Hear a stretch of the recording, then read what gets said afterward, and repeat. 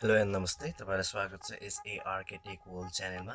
आज म तपाईहरुलाई माइक्रोसफ्ट पावर पोइन्ट कसरी चलाउने भनेर देखाउन गइरहेको छु। सुरुमा तपाईहरुले आफ्नो डेस्कटपको सर्च बारमा गएर पावर पोइन्ट भनेर टाइप गर्नुस्।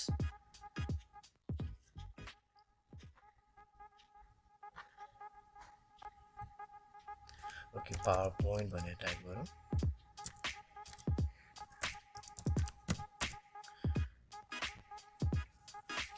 र यस्तो खाले चाहिँ इन्टरफेस देख्न सक्नुहुन्छ। र मैले चाहिँ मेरो ल्यापटपमा चाहिँ 2010 भर्जन चाहिँ युज गरेको छु भने चाहिँ यदि तपाईहरुको ल्यापटप वा कम्प्युटरमा 2010 भन्दा माथिल्लो भर्जन छ या 2010 भन्दा चाहिँ तल्लो भर्जन छ भने चाहिँ खासै केही फरक चाहिँ पर्दैन। र तपाईले स्लाइड बनाउनको लागि चाहिँ यो ब्ल्याङ्क प्रेजेन्टेसनमा चाहिँ क्लिक गर्नुस्। र क्लिक गर्नु भइसकेपछि तपाईले यस्तो खाले इन्टरफेस चाहिँ देख्न सक्नुहुन्छ।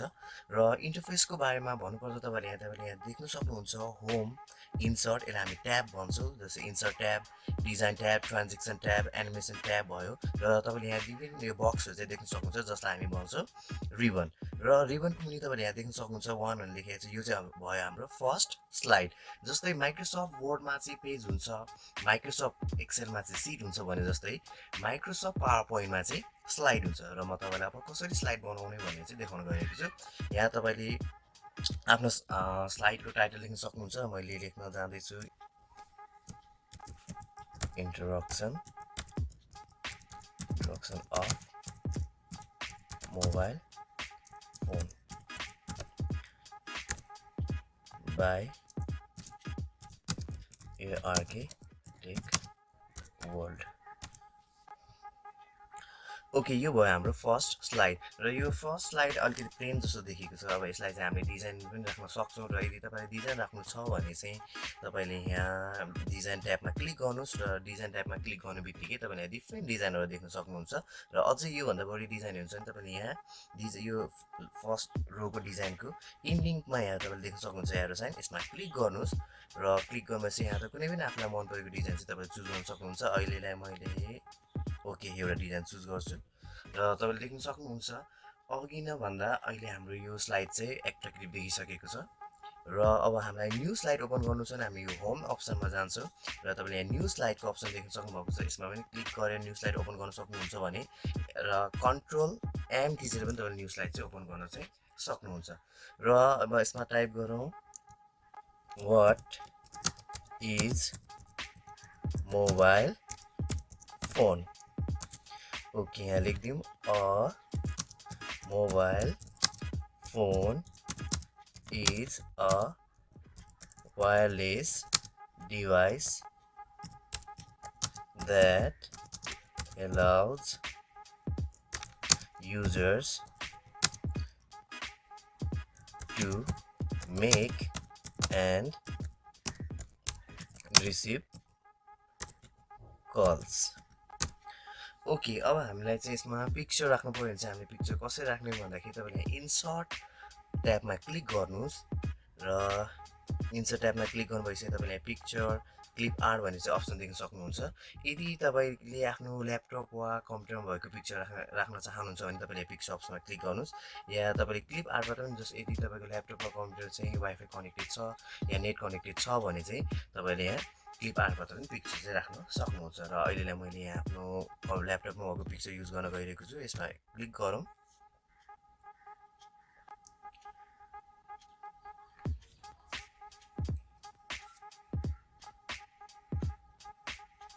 ओके, यहाँ त म एउटा चुज गर्छु। ओके, र यसमा इन्सर्टमा चुज गर्नु भएपछि इन्सर्टमा क्लिक गर्नुस्। र देख्न सक्नुहुन्छ एकदमै यसमा चाहिँ लार्ज साइजमा आएको छ। त्यही भएर अब यसलाई मिनिमाइज गर्न तपाईले यहाँ देख्न सक्नुहुन्छ एउटा यहाँ डट साइन छ, यहाँ बिचमा बक्सको सिम्बल छ, एउटा यहाँ डट सिम्बल छ। तपाईले चाहिँ आफ्नो यो साइज मिनिमाइज गर्नलाई चाहिँ यहाँ माउस आफ्नो यो बक्स भएको ठाउँमा लगिदिनुस् र त्यहाँ डबल क्लिक गर्नुस्। तपाईले साइजलाई चाहिँ मिनिमाइज गर्न सक्नुहुन्छ। त्यस्तै अब यो यताबाट यो साइडमा त म मिनिमाइज गरिदिन्छु, अर्को साइडमा अलि मिनिमाइज गरिदिन्छु यसलाई। र तपाईले पिक्चर इन्सर्ट गर्ने बित्तिकै अटोमेटिक फर्मेट ट्याब भन्ने चाहिँ ओपन हुन्छ है। अनि तपाईले यहाँ त के गर्न सक्नुहुन्छ नि यो पिक्चरलाई चाहिँ कुन डिजाइनमा तपाईले रिप्रेजेन्ट गर्ने, जस्तै यो डिजाइनमा रिप्रेजेन्ट गर्ने कि या तपाईले सर्कुलर डिजाइनमा रिप्रेजेन्ट गर्ने मैले चाहिँ अहिले यो डिजाइन चुज गरेँ र अघिनको भन्दा अहिले यो पिक्चर हाम्रो अझै एट्र्याक्टिभ देखेको छ। त्यस्तै तपाईले पिक्चरको बोर्डर पनि तपाईले चुज गर्न सक्नुहुन्छ, जस्तै कुन कलर गर्ने। अहिले मैले चुज गरेँ ब्ल्याक। ल अघिनो भन्दा अझै बढी एट्र्याक्टिभ देखेको छ। र फेरि म अर्को न्यू स्लाइड ओपन गर्न गइरहेको छु, कन्ट्रोल एम। ओके, यहाँ टाइप गरौँ types of mobile phones.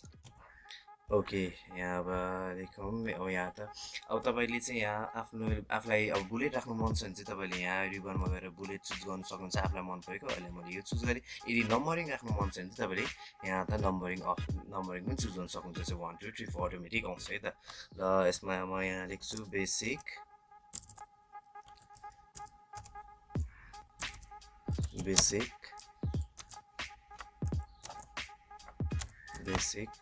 Phone feature phone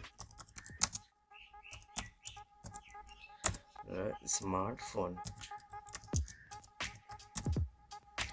यसरी चाहिँ तपाईँले अटोमेटिक बुलेट आउने हिसाबले पनि राख्न सक्नुहुन्छ या नम्बरिङ आउने हिसाबले पनि राख्न चाहिँ यसलाई सक्नु चाहिँ हुन्छ। र म फेरि न्यू स्लाइड ओपन गर्न गइरहेको छु, कन्ट्रोल एम। र यदि तपाईँहरूलाई चाहिँ आफ्नो स्लाइडमा चाहिँ पाई चार्ट देखाउनु पऱ्यो, तपाईँले ग्राफ देखाउनु पऱ्यो, लाइन ग्राफ देखाउनु पऱ्यो, या तपाईँले चाहिँ बार ग्राफ देखाउनु पऱ्यो भने चाहिँ कसरी देखाउने भने चाहिँ अब देखाउँछु म तपाईँलाई। यहाँ राखौँ मोबाइल फोन युजर्स। ओके, र तपाईँले यहाँ इन्सर्ट अप्सनमा जानुहोस् र इन्सर्ट अप्सनमा गएपछि तपाईँले यहाँ चार्ट अप्सन भन्ने पनि देख्न सक्नुहुन्छ। यदि तपाईँ इन्सर्ट अप्सनमा जानु भने तपाईँले यहाँ डाइरेक्ट देख्न सक्नुहुन्छ, यहाँ 6वटा आइकनहरू देख्न सक्नुहुन्छ। र यो सेकेन्ड आइकनमा क्लिक गर्नुहोस्। क्लिक गर्नु बित्तिकै तपाईँलाई कोलमहरू देखाउँछ, यहाँ तपाईँलाई लाइन देखाउँछ। अहिले मैले चुज गरेँ पाई चार्ट। ओके, र तपाईँले यस्तो पाई चार्टहरू लाइन ग्राफहरू देखाउनु पर्दाखेरि चाहिँ तपाईँलाई अटोमेटिक चाहिँ एक्सेल चाहिँ ओपन चाहिँ हुन्छ है। किनभने तपाईँले त्यहाँ पाई चार्टमा भ्यालु राख्नुपर्ने हुन्छ, लाइन ग्राफमा भ्यालु राख्नुपर्ने हुन्छ।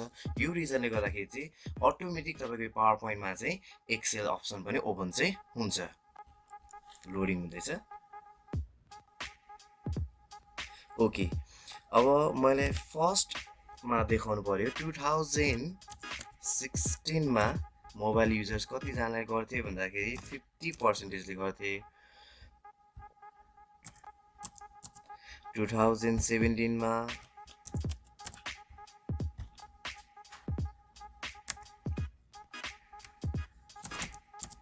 मानौ 60%, 2018 मा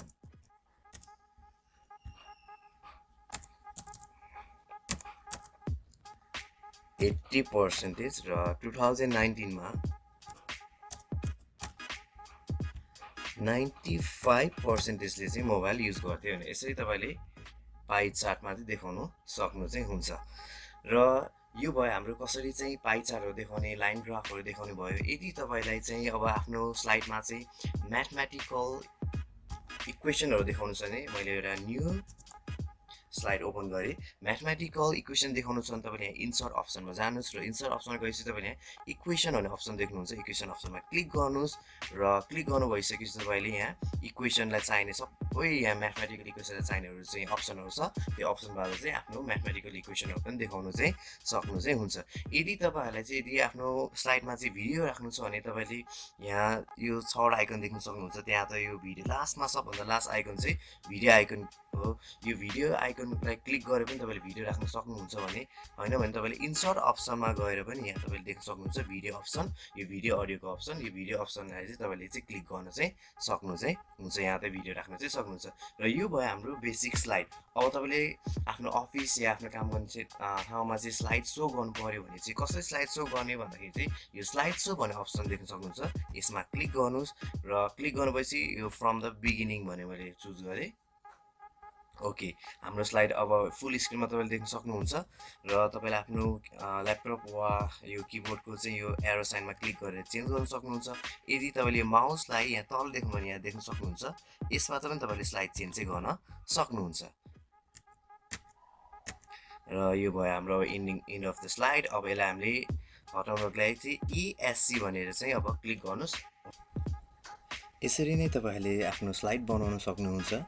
र यदि तपाईँलाई आजको भिडियो मन पर्यो भने चाहिँ please like, subscribe and share गर्नु चाहिँ नभुल्नुहोला। हस्त नमस्ते।